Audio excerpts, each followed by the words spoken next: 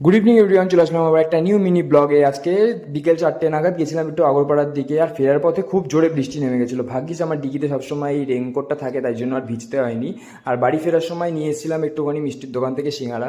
অনেক দিন সিঙ্গাড়া খাওয়া হয় না, তাই একটুখানি সিঙ্গাড়া খেতে ইচ্ছা করছিল। আর এই অ্যাসিডিটি, এই সমস্যার জন্য এসব আর কিছু একদমই আমি ছেড়ে দিয়েছি। বাট কখনো কখনো এই নিয়মগুলো একটুখানি ভঙ্গ করলে বেশ ভালো লাগে, মুখের স্বাদটা ফিরে আসে। তো অনেকদিন পর আজকে পিতু আসবে। অনেকদিন কাজ হয় না বলে আমার সাথে দেখাও হয় না, তাই পিতু এসছে বলে আমি আরও গেছিলাম হচ্ছে পাড়ার এই স্ন্যাক্সের দোকানটাতে। এখান থেকে ড্রামস্টিক, পকোড়া এগুলো কিছু কিছু নিয়ে এসেছিলাম। চলে যাচ্ছি এবার বাড়িতে। বাড়িতে বসে আমরা দুজন মিলে এই স্ন্যাকটা এনজয় করছিলাম। এই ড্রামস্টিকটা আমার এই দোকানের খুবই ভালো লাগে। টেস্ট করে আমি এর আগেও 2-3 বার খেয়েছি, খুবই ভালো করে এরা। তারপরে আমি পিতুকে জিজ্ঞেস করছিলাম ওর কীরকম লেগেছে।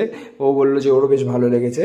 তো আমার এরকম ব্লগ তোমরা দেখতে কীরকম ভালো লাগে আমাকে প্লিজ কমেন্ট করে জানিও। ভালো লাগলে একটা লাইক, কমেন্ট, শেয়ার, পেজটাকে ফলো করে দিও। দেখা হচ্ছে নেক্সট ব্লগে। টাটা।